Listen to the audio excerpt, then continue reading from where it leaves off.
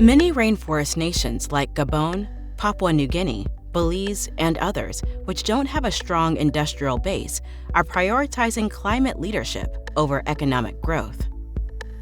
Instead of profiting from issuing government concessions to deforest for commercial agriculture and timber, these countries are focused on the preservation of their forests. Recognizing the importance of rainforests, which remove and store carbon from the atmosphere, the UNFCCC and the Paris Agreement have included them in a global framework called REDD+. REDD+ is a framework designed to compensate these rainforest nations for their efforts to combat the climate emergency. REDD+ is a global framework agreed by consensus by the 197 countries that are parties to the UNFCCC. Under this framework, there have been 27 decisions that provide the rules for countries to follow. And in those decisions, there are several requirements that each country must meet in order to receive compensation under the REDD+ framework. Before a country can formally claim REDD+ results under the UNFCCC, they must go through a series of steps. Step 1. A national plan. Countries need to have a national plan that explains how they're going to reduce emissions and increase carbon dioxide removals in forests, so it is clear what policies have been successful. During the development and implementation of national strategies, or action plans, developing countries should address the drivers of deforestation and forest degradation, land tenure issues, forest governance issues, gender considerations, and the REDD+ safeguards, including the full and effective participation of relevant stakeholders, indigenous peoples, and local communities. Step 2. Countries must have a national forest monitoring system. The system defines what is being monitored, how it is being conducted, and why the approach was chosen. The key to measuring and reporting accurate forest carbon is reliable data for the forest area and forest area changes. The data and information provided by national forest monitoring systems should be transparent, consistent over time, and suitable for measuring, reporting, and verifying, taking into account national capabilities and capacities. To achieve this, the system should also use a combination of remote sensing from satellites and ground-based forest carbon inventory approaches for estimating forest-related greenhouse gas emissions by their sources, such as deforestation and removals by absorbing carbon dioxide into the forest. Step 3. Countries must have a national safeguard system. REDD+ carbon reduction activities should do no environmental harm and ensure that human rights are protected. This is enshrined under the UNFCCC REDD+ mechanism by the Cancun Safeguards, which the COP approved in 2010. 3 of the 7 safeguards make provisions for environmental protection and human rights, requiring REDD+ programs to provide respect for the knowledge and rights of indigenous peoples and members of local communities by considering relevant international obligations, national circumstances, and laws, and noting that the United Nations General Assembly has adopted the United Nations Declaration on the Rights of Indigenous Peoples. Step 4. A forest reference emissions level. A country has to submit a forest reference emissions level, or baseline, based on its historical emissions. There is no promise of emissions avoidance in the future allowed under the Paris Agreement. It's about real emission reductions and real removals. When you think about a forest reference emissions level, you can think about it as a multi-year target. A forest reference emissions level uses historical data to project expected baseline emissions against which actual emissions will be compared to estimate emissions reductions. For example, a country could look at the last 5 years of their emissions, and then they have a choice to take the average of those last 5 years and project it for the next 5 years. Or they can use a regression or a trend baseline. So now there is a 5-year baseline on which you are assessed in terms of whether you have slowed deforestation or not, and whether your emissions are above or below that baseline. Step 5. Review the forest reference emissions level. There is a review that's undertaken on the forest reference emissions level. 2 certified international experts are selected from the UNFCCC roster of experts by the UNFCCC to conduct an independent review.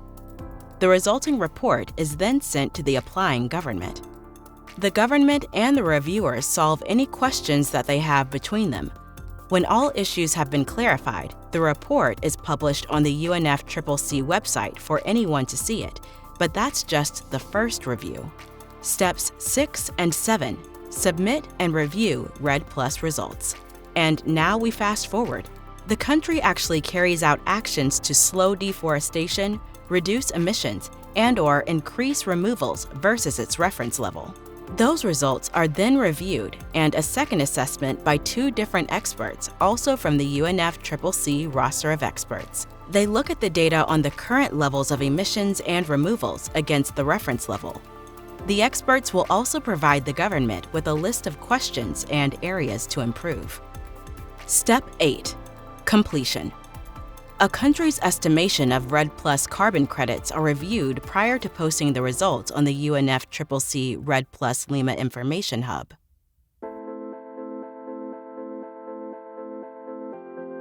Step 10. Issue REDD+ sovereign carbon credits. After achieving the results under the Paris Agreement, a country is required to create a national registry system to keep track of each ton of emission reductions or removals. Let's assume a country has 1 million credits on the UNFCCC REDD+ hub. They then have to reflect those credits onto their national registry. REDD.Plus is a piloting tool to help countries build the capacity around important elements, such as national registries, that are required under the Paris Agreement in order to create climate finance to support their REDD+ actions. The country has to serialize each carbon credit, give them unique identifiers, and then track them through their entire life cycle. When were they issued? When were they sold? When were they retired, or when were they canceled?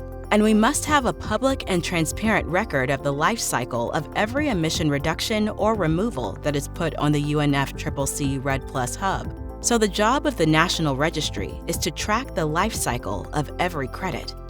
But that is just a report. That registry must be plugged into an exchange platform, such as the European Environment Exchange, so that if somebody wants to buy a credit, as that transaction occurs, automatically the electronic record is kept in the registry system. Step 9. Debit the credit from National Registry. When a transaction takes place, the registry will note that a buyer has purchased those credits at a certain price and that the credits have gone from the country's account to the buyer's account. Every 2 years, those summary reports must be sent to the UNFCCC. The registry system used is S&P Global, the most acclaimed registry provider over the last decade. As this is a sovereign asset, excellent record keeping is essential. Step 12. Sell. If you are a corporate interested in buying Paris-compliant UNFCCC REDD+ credits, your first step is to apply to the REDD.Plus platform. Then, S&P Global will complete a Know Your Customer process. They will want to know, are you a real company? Are you the right person to engage? Once you've been approved, you will get an account on the REDD.Plus platform that then allows you to do one of 2 things. You can either go on the market and see what credits are available, at what price, and you can buy. Or you can do the reverse. You can put out a bid stating, I want 100,000 credits at this price, to see who will give you an offer. All transactions are reported in the registry, and the registry will report those transactions to the UNFCCC on a biannual basis. Use of proceeds.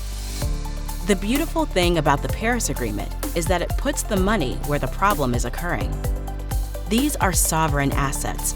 100% of the revenues should be going to the country that is reducing the emissions so that they can recoup the costs of achieving the reductions. In the middle of this are normal transactional fees. A registry has transactional fees. The brokers that are putting the deal together have transactional fees.